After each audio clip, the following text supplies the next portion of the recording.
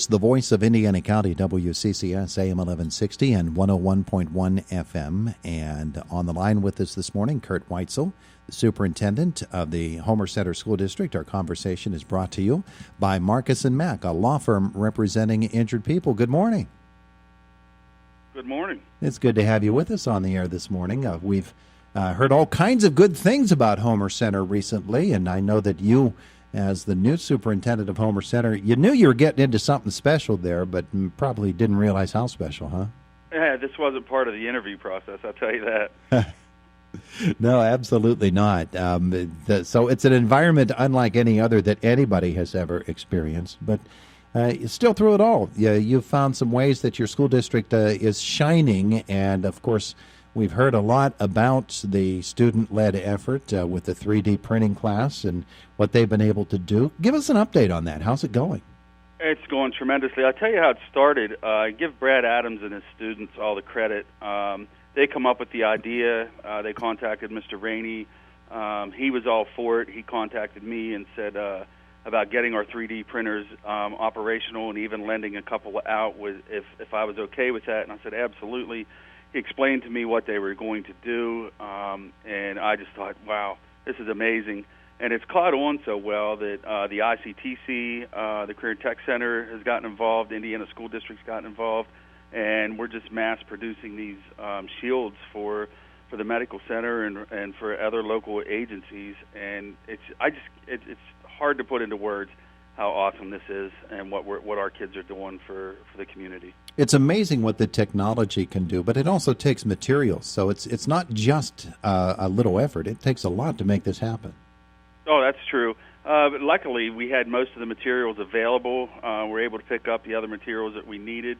And the kids even add a little flavor to it and says HC, hearts, IMC, and things like that on the brim of the shield, and it's kind of personalized it for Homer Center School District. So it's just, like I said, I could use all the descriptors in the world, but it's just a tremendous thing that Mr. Adams and his kids are doing, and also Indiana School District and the ICTC for getting involved as well. Sort of make you puff up your chest in pride there, huh? Yeah, a little bit. Every little bit of pride right now helps because, it's such a downtime, not only in Indiana County, but across the country. We're all in a state of shock, I think. No one ever dreamed that something like this could ever shut down the entire country the way this has. And so it's just remarkable to see our kids and our communities pulling together for the betterment of mankind, I guess is the way to put it.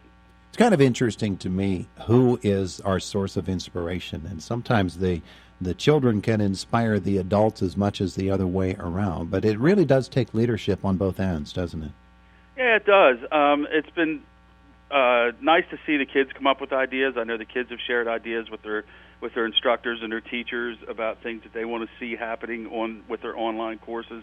The teachers are collaborating with one another. They're collaborating with their building principals, coming up with strategies, activities, and ideas, not only to enrich and review our kids, but to continue going forward and with new material, and then being able to enrich it and review that material as they go. So we're not just staying stagnant. We continue to build on the standards that were already introduced throughout the school year. So it's been a challenge, but the kids have accepted the challenge. They've been receptive. The teachers have been remarkable with their work ethic and getting stuff out there. So we really are excited where we're going with our plan right now.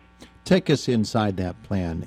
Every school district has to approach it from its own perspective and with its own ideas. Talk about Homer Center's plan, how it has worked in this first week or so since it's been implemented, and where you think it might take you. Well, we started with the enrichment and review plan. We recognize that there are students in our district that has trouble with internet connections and things like that. So we created some internet connections around our campus, and we have those designated with orange cones so kids can pull up in their vehicles and log on to our internet service or our Wi-Fi service and do their work, and we've had kids coming and taking advantage of that. We've lent over 80 computers, I think, or maybe even pushing 90 computers out now to students that didn't have anything other than maybe a cell phone to work on. So we provided them with Chromebooks. And then the teachers came together Thursday and Friday a week ago and planned their courses and what they wanted to see with enrichment and review as well as moving forward. They put those plans together, and the kids logged on starting Monday morning, and our kids have been in school since last Monday. This is day 7 of enrichment and review with continued adding new material to try and get at least more concepts and more standards and more things introduced before the end of the school year. Do you think that at some point it becomes a mandatory grade-producing type of offering? I really don't see that statewide. The only reason I say that is there's just such a lack of opportunity for so many students across the state that just have no accessibility to Wi-Fi and to computer programs. And then, people talk about handing out packets, but, you start handing out packets and how many hands those packets go through, and then you start trading packets of material back and forth. And if somebody forgets to disinfect something, or if somebody's infected, and it just keeps the vicious cycle of this virus going. So we've tried to stay away from the packet process just in Homer Center School District. I'm not knocking any school district that does that. We're just trying to stay more conscientious about passing germs and things like that. So we've chosen to do as much online as possible. We're talking with Curt Whitesel. He is the superintendent of the Homer Center School District. With all of that in mind, then, in terms of actually fulfilling educational requirements to get toward the end of the school year, advance students to the next grade level, graduate, there have to be some ongoing discussions and maybe a little bit of anxiety about how it's all going to get done. Well, the state, luckily, just this past Friday came out with guidelines for graduation. We can start with seniors first. It becomes a local education decision. The LEA can make the decision of what they want to do with their seniors. We're going to continue instructing them. We revised our calendar, and we're looking at an end date of June 5th with a possible graduation date on June 6th, as long as we can commence and bring a larger group together. But, with our plan in place, we're looking at, continuing to do what we've been doing, introducing new material as much as possible while we continue to enrich and review what we've already done. And the kids will certainly graduate, and they're not going to be penalized or held accountable for something that's out of their control, that's for sure.